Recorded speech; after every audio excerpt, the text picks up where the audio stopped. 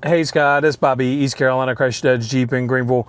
Wanted to do a quick virtual training on the screen with you here, so just kind of go over it in more depth than when we sat and just kind of checked it out and looked at the different features. But I'll start on the home screen. Home screen, you can customize a little bit. It even has the capability to be able to like swipe and go to customize different split screen settings. So you can add your now playing here, for instance, and maybe your comfort for your heated seat and heated steering wheel if you want to quickly be able to tap on the screen.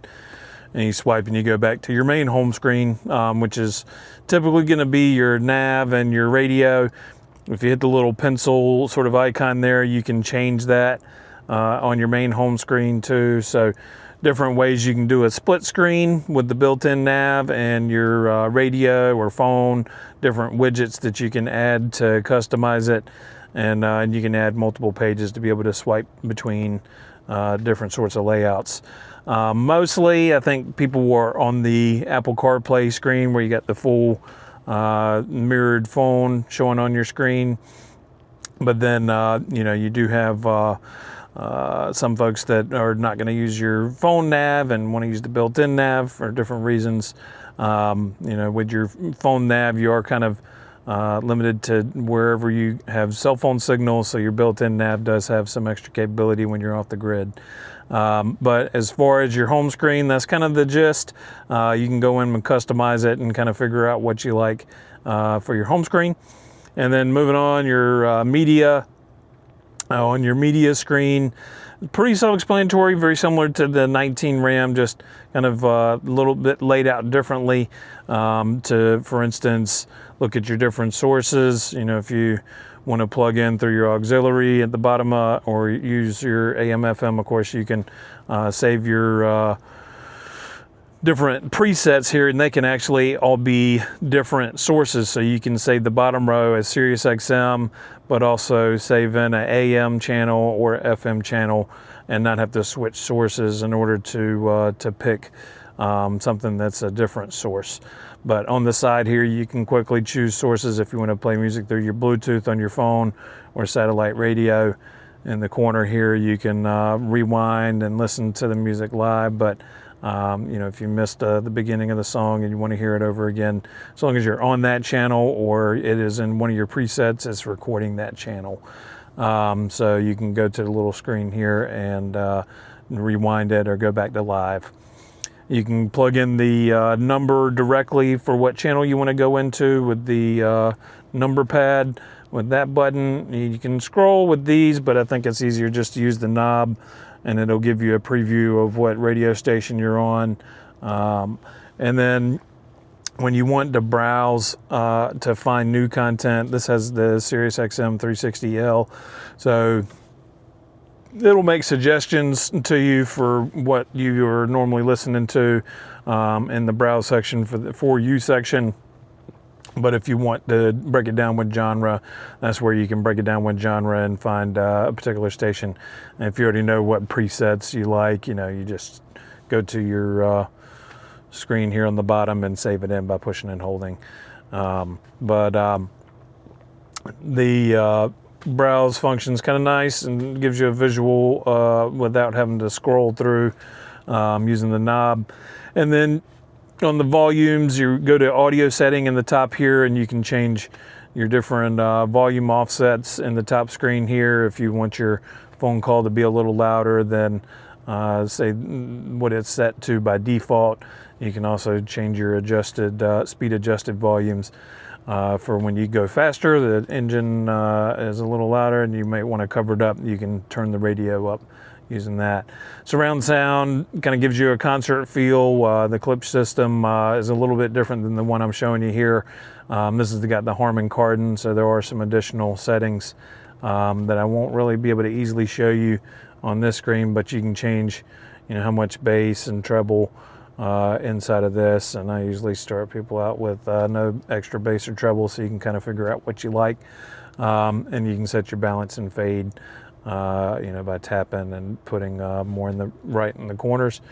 radio presets and that sort of thing. I mean, this is kind of normal stuff in most cars. They have these sorts of things, but you know, if you want to change settings, like if you don't want your radio to turn off when you open your door, you can change that in this screen. There's another place to change it in the settings, which I'll go over in just a little bit, but ultimately this is all just kind of customizable to your preference. So by default, a lot of these things are probably going to be what you would want to keep it at anyways. When you go to comfort, this just gives you a full screen view of what you can control, mainly with your buttons here, because you got your driver's side, just like on your 12-inch screens that you had in your limited, you know, just a slightly different layout with a couple buttons above here, like your traction control and your hazards on the side of the screen as opposed to above. And then you got your lane assist on the right hand side to be able to turn that off. But otherwise, comfort buttons are in the same place as the 19 limiteds, and very similar here. You can change it you know, with a visual cue, but this is also where you can get to your massage seats. So the massage seat, you have to hit the little option on the right hand side that takes you to that. Now, if you hit the button on the side of the door, you know, that will also bring up a little side panel, but it times out. So if you want to be able to stay on this screen and be able to see it without it timing out, you know, you can go to your comfort and click on massage at the top and be able to adjust it without it going away after a couple seconds. Because if you hit the button on the side door panel, if you're on a different screen, it'll take a second for it to show up. But then when you hit it, it will stay on there for just a moment. So if you don't make a change, it's going to time out and go off the screen. So just another way to adjust things. And then of course your heated seat and ventilated seats, and these will allow you to change the zone in which it'll change to either your back or your bottom or both. So if you wanted to turn on your vented seat and it just go to your back as opposed to your bottom, you can change that there. And that's for driver and passenger side that you can do that. So comfort, I won't go into too much depth. The main thing you can't change on your buttons here that you have to go to the screen is the sync button to turn the controls for driver and passenger to be the same. When you adjust this, it adjusts your passenger at the same time. Phone, we paired your phone while we were sitting there, so hopefully no issues there as far as getting it paired up. And if you, of course, ever end up getting a new phone, you can always go back in here. When you're paired up through CarPlay, you can tap and it'll pop up with this little device manager. So if you wanted to add an additional device, you go to device manager, you do add device, and you walk through the steps to be able to pair the phone. Since we already did that while I was sitting with you the other day, I won't go into too much depth there. Pairing the phone is very straightforward, but if you ever have any issues, let me know. One thing that can happen is they do over-the-air updates on these radios, and sometimes these over-the-air updates will unpair your phone, and it may require you to unpair the phone, basically delete it out of your phone's Bluetooth settings, and then just repair it. It doesn't happen often, but occasionally you will see that, so just something to be aware of. And then something just while I'm on this screen, while you're on any other screen other than comfort, you can quickly tap on the corners here to be able to quickly drag and drop your temperature where you want it to be, and to also quickly activate your heated seat, heated steering wheel, and your zones as far as where it's directed on the touch screen. So kind of a quick tip there just to be able to adjust your air without having to tap the button up and down, you know, to be able to get where you need to get. On the nav, and these are rearrangeable, so if you wanted to move this to the middle, for instance, you just push it and drag it across, and you can put it to where maybe it's a little easier to reach. But on nav, very straightforward. We kind of went over it briefly while we were sitting there, but there's a few things that I always kind of point out.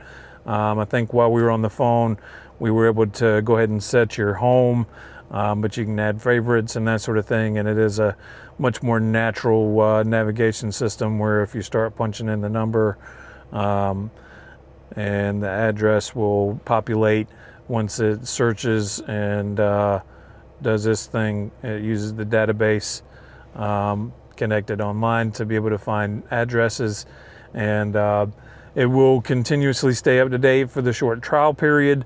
But if you get that $18 or so per month package, it will continuously keep the maps updated. It's a part of that package with the Wi-Fi and the connected services. But you can see it quickly auto completes the navigation. One thing that I point out with the nav that I think is just important to know, you hit the little hamburger down there in the bottom left, and if you go to your settings, in Greenville we have red light cameras that are no longer active, so I always just pointed out that it is going to beep at you to let you know, because it has recorded in the navigation maps that there were red light cameras and that they're still active even though they're not. I don't know how it is in Goldsboro, but basically you can turn that off if you decide you don't want it making a noise every time you're going through a red light camera because they're deactivated or something like that. You can go in and disable that. But if you hear it beep as you're going through an intersection, that might be why. And then you can change other things as well if you want a verbal, visual, or sound to let you know when you're coming through certain situations, or turn by turn. You can adjust that as far as how it talks to you, the read out loud, part of it. If you don't care to hear the navigation voice telling you when you're using the built-in nav, you can customize it. But nav works very similar as nav has worked before. It's just a TomTom system. It's a little bit different than Garmin, but essentially you can still zoom in and out with the pinch to zoom, and be able to use the arrows to also zoom out and zoom in. So navigation, like I say, pretty self-explanatory if you've used nav before. Going on here, so apps. You do have some apps that may be useful. A lot of these are just shortcuts to what you can access through the main home buttons here. But if you go to categories, you can kind of break it down to each one. So like you can see, this is all essentially talking about the phone system or the radio system, and being able to change the different sources. And so very much just all in your media setting there to be able to access that. But in yours, because it has the Klipsch system, there is an extra icon for the Klipsch display, which will change the way the radio appears when you're on radio stations, and give you a little bit more presentable format to be able to listen to your radio. So that is one difference in the Tungsten versus the Limited, is that Klipsch system. So you'll find that in the apps under media. But ultimately, the main things that I point out are, like, you can quickly put your camera modes. You can, for instance, put a little star there if you want to quickly be able to access a certain view on your camera. So those are some of the things that might be useful. Anything that's in your favorites that you put a little star beside, you can click on favorites and it's going to show up right there. The other thing that is kind of hidden in the menu system is, for instance, the roadside assistance as a soft button. You do have your controls up above to be able to hit the button to turn that on, but your Wi-Fi hotspot is also in there. So if you're using that frequently, you can go in there to be able to quickly activate it. But under other, this is where you can add additional apps under the app market, or this one's pretty cool. This included is the weather app. This uses your connected services, so it is a trial-based thing, but basically with the weather service, you can see a forecast. You can get a overlay.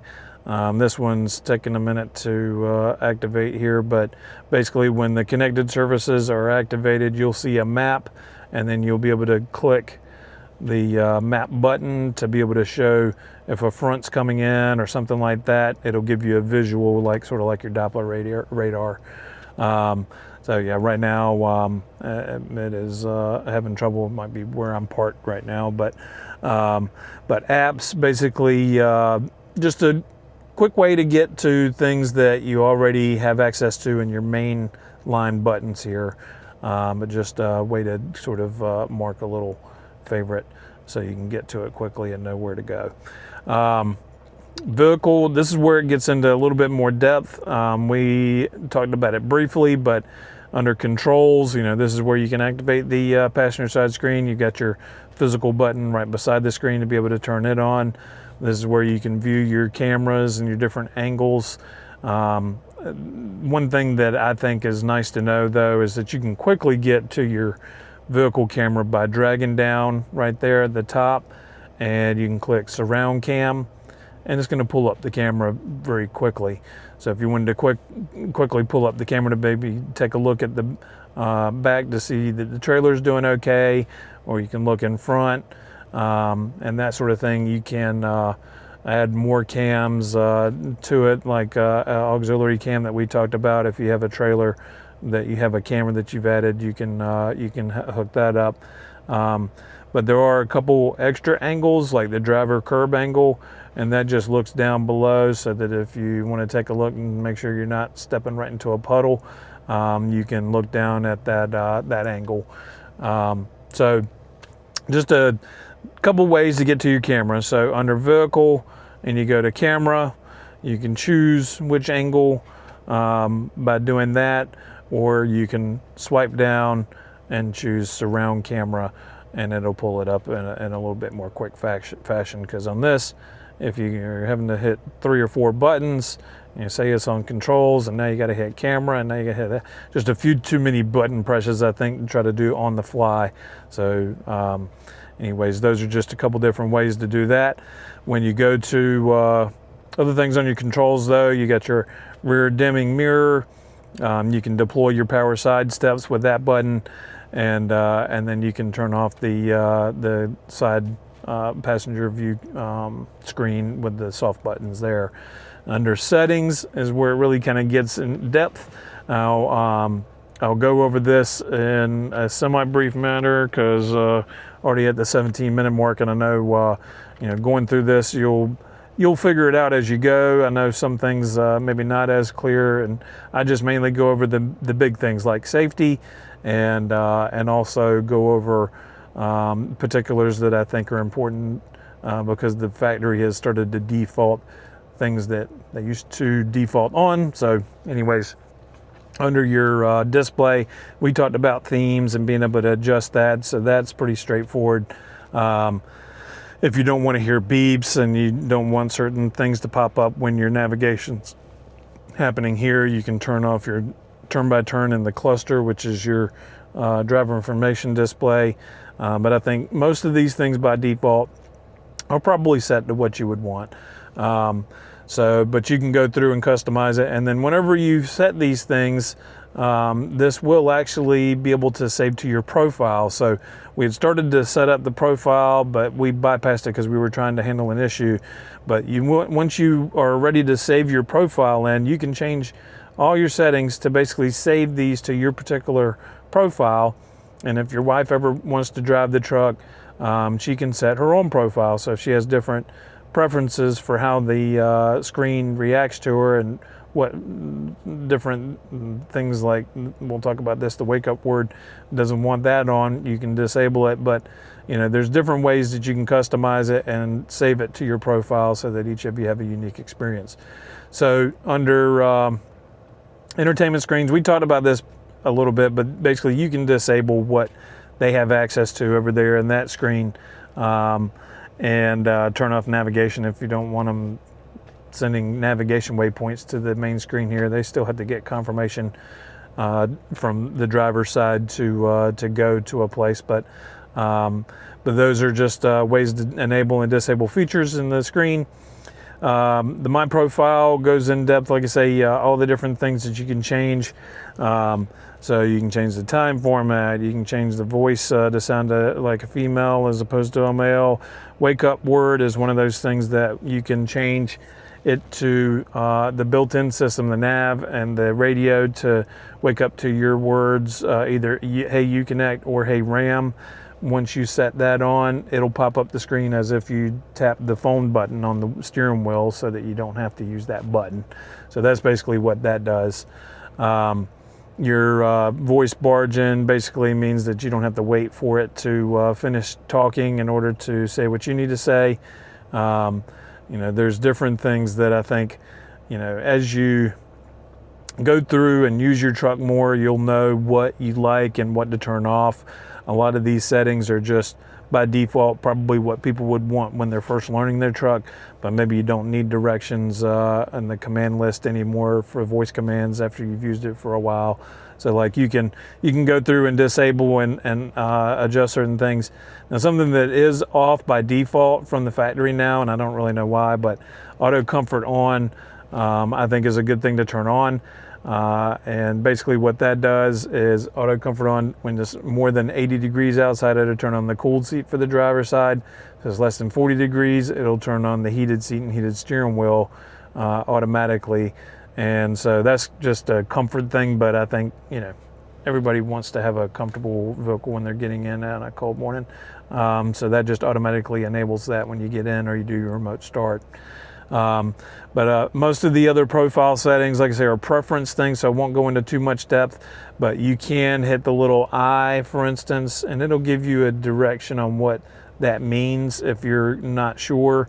I did send an email with some different things that will tell you about some of the screen settings, but ultimately I wanted to do this video because it is a little bit different radio system than what you're used to. Some things did change, but there's a lot of stuff in here in the settings. So just moving on, the safety stuff, another part that I think is important.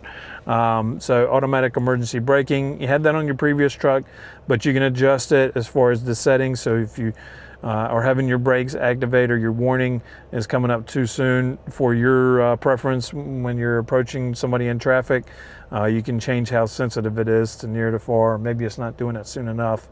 You can change that. But you can also disable it. You click into the forward collision warning and turn it to only warning. Farmers and people that are in sort of rough terrain, sometimes I have to get them to turn it off because it'll be braking for them when they're approaching a hill or something, a steep incline. But otherwise, in normal driving conditions, I think it is a nice safety feature to keep on. Active lane management. I know you say you don't really prefer that, but you can customize it. So if you didn't want it on, you can just hit that button in the screen in the corner to be able to turn it off altogether, but you can customize if you want it to be vibration only, steering only, or both. I always recommend changing steering assist strength to low, if anything, because that way you can overpower it. And medium and high are really actually pretty hard to fight. So I would recommend, if you do ever want to turn it on, to keep steering it straight down to low. Because to use that active drive assist, you do have to have lane assist on and your adaptive cruise on, and then basically it will drive for you on certain conditions, just as long as your eyes are facing the road. So one of those things that I would suggest trying. It may not be your cup of tea, but that is of course something part of the package. Rear seat alert, just let you know automatically to check the back seat in case you forgot a child or something back there. Traffic sign assist, it will pop up on the screen that you're either in a certain mile per hour zone, or say you're in a slow zone. It will pop up in your cluster to let you know, but you can see that it will give you a visual and also a chime if you're going over the speed limit. I usually recommend putting the offset up a little bit, but everybody's preference is different. I mean, in North Carolina, we're fine, I think 50 over the speed limit. Park sense, now it will actively brake for you if you're getting close to something. So if you're hooking up your trailer and you're backing up to it with warning with brake assist on, it will put the brakes on if you forget to turn off your rear sensor. So it'll beep, and you'll get closer, and then it'll actually put the brakes on, which can be kind of jarring. So just something to be aware of when you hit that. Some people just turn it to warning only if you don't want it to actively brake for you. So you leave the sensor beeping at you while you're backing up close to something. Park sense camera activation, I think that's a cool feature to keep on. Basically, when you park up near something with the nose of your truck, it will turn on the camera, and you can see visually the camera in front of you how close you are when you're parking. The sensors will still beep at you when you're getting close, so you can just use those. But that, of course, right below will change the volume. drowsy driver alert. It'll give a little coffee cup if you end up going over the lines multiple times. It'll recognize that you're driving erratically. Blind spot alert, this is one that I do recommend changing from the factory. It's on lights, but with lights and chime, if you have your turn signal on and somebody's there, it will chime at you if somebody's in your blind spot. It'll always light up if you keep it on lights. With that triangle, it will light up in the mirror, but with lights and chime, it will also ding at you to let you know. Trailer length for blind spot alert, I would leave it on auto, but say you hook up your trailer and you want your blind spot to work with your trailer, you do have to get your truck to learn that trailer. And the way that you do that is you go into a big parking lot and you do a figure eight, and it will actually pick up the length of your trailer, and the blind spot will work all the way down the line of that trailer. So it'll actually give you a blind spot alert if somebody's there back in the corner behind your trailer. Power sidestep, I mean, you can keep it always stored, but I think that's if you're just say doing off-road stuff, or you maybe don't want your step to come out automatically. I don't know many instances that would be the case, but anyways, clock and time should be set automatically to the GPS. That if you click the top option, it'll just automatically change to what's correct, but you can change it to whatever you like. Phone, basically this is another way to get to your device manager that you use the phone button to get to. Navigation, this pulls up the same settings that we looked at when we went to nav and hit the little 3 dashes at the bottom. It'll pull up the same options here. Trailers, so you can set different trailer options. So say you do have two different trailers that you're using frequently, you can quickly change what type of trailer braking that you expect. If it's a big trailer and the other trailer is a light trailer, you can have 2 different sort of quick settings to be able to change between trailer 1 and trailer 2. So that's what that is for. And cameras, now the delay is an option. If you want to leave your camera up after you put it into drive, it'll leave the camera on briefly. aux cameras, that's where you add your additional cameras and label them. But basically, until you get something that can plug into the back, I wouldn't mess with that. Mirrors and wipers. Now, some folks want the mirrors to tilt automatically, and this is where you can go in and turn on that option. Same thing with your auto folding side mirrors. If you hit the lock button, it'll automatically fold those side mirrors. And then you do have rain sensitive windshield wipers. Now, if your headlamps are set to auto and you have your windshield wiper at least at the one of the intervals other than high, low, or off, it will activate those if it senses rain on the windshield. Now, if you live in a dusty area, you're going places you don't want it just activating on your own, you can disable that in the settings to make it not do it. Say like if you're in a car wash, just turn them all the way to off. And then once you put it on an interval, it'll go back to rain sensitive. And the rest of these, like headlights with wipers, you probably want to keep that on. In North Carolina, that's state law. So lights, all kinds of things that it'll do as far as proximity wake up, which you saw when you walk up, it dropped the running boards down. Auto high beams.